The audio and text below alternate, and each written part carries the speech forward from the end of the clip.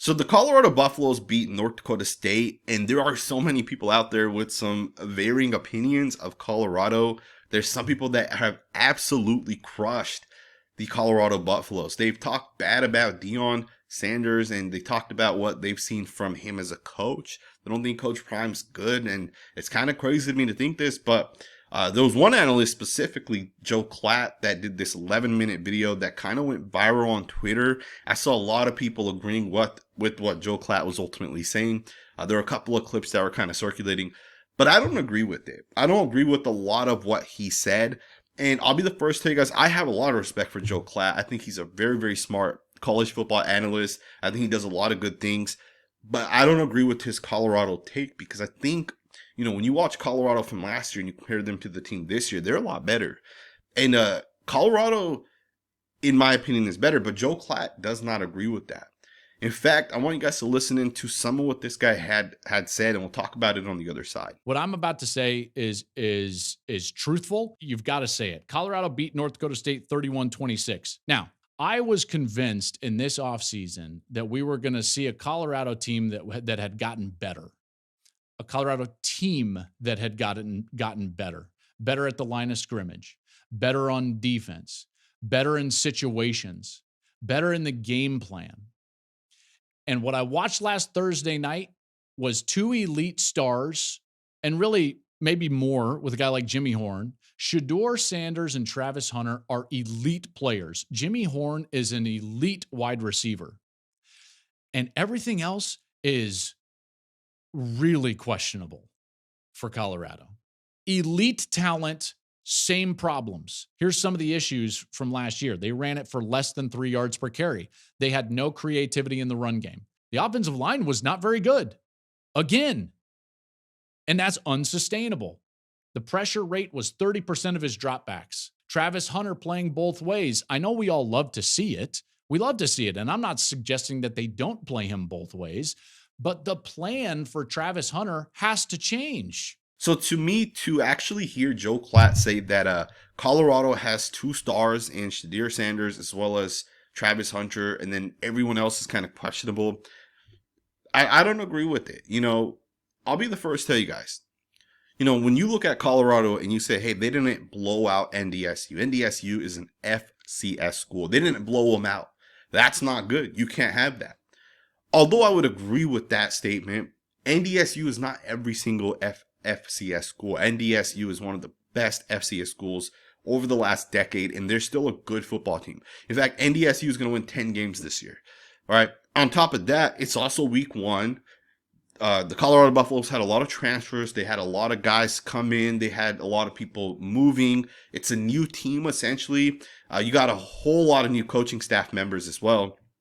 But there were still guys outside of Shedeur Sanders as well as outside of Travis Hunter that stood out to me, and I kind of want to talk about that a little bit. So they only have 2 stars, and everyone else is questionable. I don't agree with it. Shedeur Sanders had a really, really good game. He had 8 tackles. He had multiple run stops, according to Pro Football Focus. The guy was in coverage a lot, and he was doing the right things in coverage. And you can't sleep on the little things that this guy was doing. DJ McKinney is an NFL caliber cornerback, in my opinion. He played 72 snaps. He gave up 3 catches for 33 yards. But there were a lot of plays where he was just not tested. DJ McKinney is a pretty solid player as well. He gave up only 3 catches. He played 72 snaps. I think he's an NFL caliber player as well. To me, DJ McKinney is a good football player. But yet, Joel Klatt doesn't agree with it. But I'll be the first to say, guys, I don't agree with Joel Klatt in his instance saying that there's really only 2 guys and everyone else is questionable. To me, DJ McKinney is legit. On top of that, 3 sacks by the defense when majority of the plays that NDSU had were running plays. I think they ran the ball like 52 or 53% of the time. So most teams aren't going to run the ball like that. But they still have 3 sacks, right? They still got sacks. They still got home as a defense. And keep in mind, NDSU, those are, potential NFL offensive linemen. They have a left tackle that'll probably be drafted, and then they got guys from the left guard to the right tackle spot. Some of them will also be drafted over the next 2 years. I felt like the defensive line could play better, but I think we'll see a lot more as we kind of go forward. Transfers coming in. You got a new coaching staff. there's a lot of different things. And, to me, to just kind of write it off and say everybody's questionable it's not good analysis by Joel Klatt. Another thing to kind of keep in mind, those are guys on the defense side. We'll talk about some offensive guys, but first and foremost, I saw a lot of positive things as well from the Colorado Buffaloes. Only 4 penalties, right? To me, last year, I felt like watching a Colorado game. Every week it was like 10 penalties a game, and it might not actually statistically be that, so don't quote me. But it felt like that, right? It felt like Buffalo, they didn't play cleanly last year, right? Guys were kind of, I don't know how to say it, but essentially guys weren't playing the way you want to play to win football games, right? Guys weren't doing their job and their responsibility on every given play properly, right? And I think this year the guys just looked more like like a solid football team that was coached well, right? I think the coaching element of it was a lot different this year. I think that's one of the things Coach Prime talked about a lot, right? Which was that the coaching side of things had to be right? Guys had to be coached properly, and guys had to respond properly as well. And again, we've talked about some of the guys on the defense side. There's some defensive linemen and linebackers as well that Colorado has that really stood out to me as well, right? But on the offensive side specifically, of course you got Shedeur Sanders, you got Travis Hunter, both guys are going to be top 10 picks. You also got guys like Jimmy Horn. Jimmy Horn had 7 catches for 198 yards and a touchdown. You had LaJohntay Wester, who took majority of the snaps in the slot. He's the FAU transfer. He had 5 catches for 58 yards. So there are other guys involved outside of just Travis Hunter. And let's be honest, you're not going to get 5 guys to go for 100 yards, but they had 2 guys that had 100 plus yards. And one guy almost had 200 yards in Jimmy Horn. And then Wester, still 58 yards that's not bad. This guy, he came from FAU. Now he's at Colorado. It's a completely different system. It's a different scheme. Sanders has to go out there and play in a live environment, throwing it to a whole new wide receiver, essentially. To me, the passing game was on point. Now, I will say this. The run game has to be better if you're the Colorado Buffaloes. When I watched the tape, it was bad. And what was bad to me was that the offensive linemen didn't do a good job processing when they're running zone runs. So let's talk about what that kind of means. So in total, the Colorado Buffaloes ran the ball 14 times between their 2 running backs. Dallin Hayden had 9 runs for 20 yards. Charlie Offerdale had 5 for 15 yards. 14 total carries, 35 yards. That's not good enough. But of the 14 carries, 12 of them were essentially zone runs. To me, zone running is a lot more difficult to teach than gap runs or power runs. Gap and power is a lot easier because a lot of the guys are down blocking. If you guys don't know this, I work as a scout for the Hula Bowl. So I analyze a lot of offensive linemen. And one of the things I noted, right, this is something I literally, every time I go in to watch tape, I have to consider this fact going into watching tape.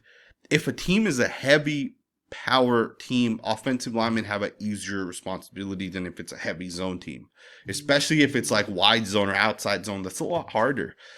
So to me, the fact that Colorado ran a lot of zone, right, majority of the plays were zone, I think that kind of led to them not having success. Now, part of that could be on the offensive line coach or the run game coordinator. You got to make sure guys are doing things properly, right? You got to make sure guys are passing off guys.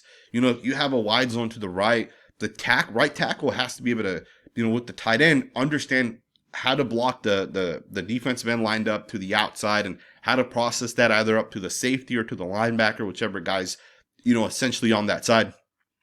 They got to be able to double and process and read, and they got to be able to do it right. But it's not just those 2 guys. A wide zone to the right, the guard center have to process. The left guard, left tackle at the backside offensive lineman, they have to process. Right, the left tackle has to climb and cut a guy off that's probably shaded over like a center, like he has a crazy reach block on a guy. So zone runs very, very hard compared to gap runs, right? When you're running gap, a lot easier, right? Power runs are a lot more simple.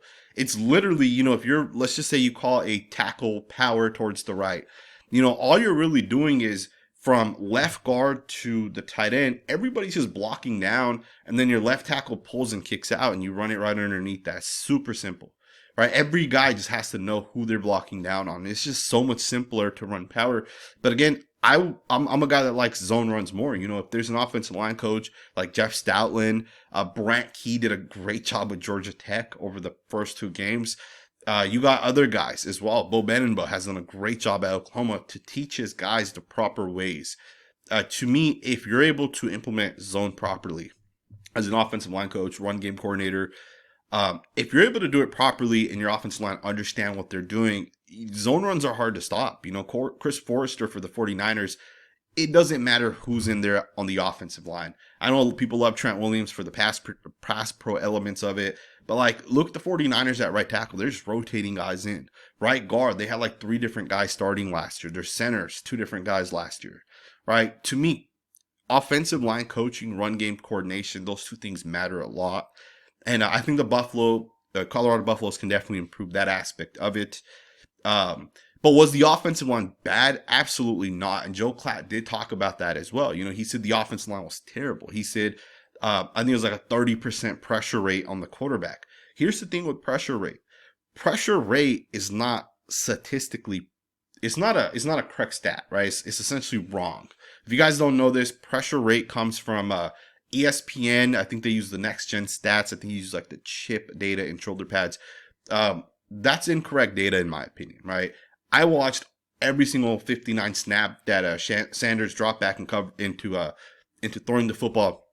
I did not see him pressure 30% of the time. In my head, so 59, 30% is about 16 or 17 snaps. He was not pressured on 16 or 17 of his snaps. Majority of his snaps, he was kept clean. Right. In fact, Pro Football Focus, which does a better job at measuring pressures and those type of things, had it at essentially a total of, I think, 6 total pressures, right? So it was 4 hurries, right? Which means the guy got close 4 different times. And then he was hit once. And I think that was actually it. He might have been hurried 5 times and then he was hit once. But essentially, he was only touched 1 time. He was sacked, but PFF did not put that on the offensive lineman. They actually put that on the quarterback. They to them, the quarterback could have gotten the ball out. But to me, that's why PFF is better, right? They can understand that, hey, it's a quarterback's responsibility to play within the structure. If they can't get the ball out and they take a sack, you can't put that on the offensive line. And I agree with that. You know, as someone who analyzes offensive and defensive line tape, you know, as a defensive lineman, if you go unblocked and you get a sack, that doesn't really count, right? If a guy has 10 sacks over the course of a season, I'm not going to draft him just because he has 10 sacks. I'm going to look at the quality of those sacks. Is he actually swimming or is he ripping? Is he actually beating offensive linemen to get to the quarterback? Is it quick? Is it explosive? Because if it's not, I'm not drafting that kid, right? And it's the same thing for offensive linemen. If a guy gives up 12 sacks, are they 12 sacks he actually gave up? You go look at the Panthers left tackle Ikem Ekwonu last year. Statistically, I think he gave up like 18 sacks or something last year. He didn't actually give up 18 sacks, right? A lot of it was the fact they had a rookie quarterback that was indecisive. I don't think the offensive line was that bad. Again, I felt like they did a pretty good job considering the fact that you have a true freshman at left tackle in Jordan Seaton. And I'll be honest with you guys, man, Jordan Seaton is absolutely incredible, man. This guy's the real deal. I don't know if you guys feel the same way, but go rewatch that guy's tape, man. Jordan Seaton is going to be a top 10 pick in the NFL draft. I don't know if he's going to come out right after his junior year. I think he has to technically graduate. But whenever he does decide to come out, if he comes out as an underclassman, he's going to be a top 10 pick, man. You can already see it with him. Incredible football player. Again, we'll wait until he plays a little bit, you know, we'll watch him against McKill Williams and watch him against, you know, Kayvon Thibodeau before we actually say he's going to be an incredible player. But he shows some flashes, and I know he might not play those guys specifically, right? But we'll see him going up against more talented defensive ends coming up. The final thing that Joel Klatt did say that I actually do agree with is that Travis Hunter's playing too much. He said, you know, he played 136 of 140 snaps. I agree with what Joel Klatt's saying on that one. Again, I respect Joel Klatt. I do disagree with him on a lot of what he said in his 12-minute video he posted to his YouTube channel. But with Travis Hunter playing too much, I agree with it. In my opinion, Travis Hunter is one of the stars of college football. He's one of the top 2 or 3 guys in college football right now. If you put him as a wide receiver, he's one of the top 3 or 4 wide receivers. If you say he's a corner, he's one of the top 3 or 4 corners. The thing is Travis Hunter has the potential to be the number 1 wide receiver. And you can't just say he's the number one wide receiver, right? He's one of the three, but if he's a full-time wide receiver, he might actually be the number one wide receiver in college football. He has that type of talent. The thing is he's playing 136 snaps. That's unheard of, right? He's wasting energy, right? Joel Klatt also talked about that. He's playing on snaps that don't really matter. And if you guys don't know what that means, essentially, when you're Travis Hunter and you're lined up as a cornerback, if the quarterback, let's say runs a bootleg to the opposite side of where you're at, you're chasing a guy 50 yards downfield that's never going to get the ball, right? Because it plays away from him. But what they're doing is they're making sure that those wide receivers are running routes that are going to tire the corners out a little bit, right? Over the course of a game, you have a lot of these wasted snaps. There's plays where you might run the football and Travis Hunter's going to be asked to block. And I know if Travis Hunter played 55 snaps in a game, it doesn't matter. He'll have to block at that point, right? 55 snaps doesn't matter. But when you're playing 136 snaps, you're wasting snaps, essentially. So to me, I think Travis Hunter is playing too much. Now, what I would rather have the Colorado Buffaloes do is either come up with some sort of plan where he plays, because you can't just take him out on running plays, right? Because then you're going to give that away. But maybe half the running plays you take him away, and you can kind of use that to trick people in the future as well, right? Maybe you have plays where he gets to rest on the offensive side on first down, even if it's a passing play. Maybe as a defensive player, you don't have him playing on first downs. Maybe you just have him coming in on 2nd and 10s or third down defense as well. Maybe you rest him that way. On top of that, maybe you just let him rest 5 snaps to start a drive, or, if a drive picks up, it's 10 plays within a drive, maybe you let him rest at that point. Definitely don't play him on special teams, right? I think he had like 7 snaps on special teams. Let him rest on special teams. Travis Hunter doesn't need to play special teams. Unless he's returning, right? That's different. But, to me, I don't know. I just feel like 136 snaps is too much. And I also do think that as he gets into the NFL, he's not going to be a two-way player, right? That does not exist in the NFL for a reason. Two-way players, it's just too much energy being wasted. Guys will run right at him. All right, there's going to be teams. They're going to put their biggest wide receivers on Travis Hunter just to tire him out. And, to me, I think they should just have him pick one position and play one position. You can have him play both ways if you want, but, maybe then it's just third downs on the defensive side and you have him be a wide receiver. I think Travis Hunter's the best wide receiver. I actually do think that. I know I'll say he's a top 3 wide receiver because there's 2 other guys that are really, really good as well. I actually think Travis Hunter is the best wide receiver. But when it comes to defensive backs, I don't think he's the best defensive back. I think Will Johnson of Michigan's very, very solid. Malachi Starks, I think he'll probably play slot in the NFL. I think he's really, really solid as well. And there's probably a couple other guys you can compare to Travis Hunter. I don't think he's the best corner. I don't think he's the best defensive back. But I do think he's the best wide receiver. And I think you got to just put him at wide receiver, man. I think it's the best way forward. But we'll see what ends up happening. I hope you guys enjoyed this video, man. Again, I don't 100% agree with Joel Klatt. I want to know what you guys think, man. Do you guys agree with him? Do you not? Let me know down in the comments below. Thumbs up, subscribe, and I will see you guys next time with another video.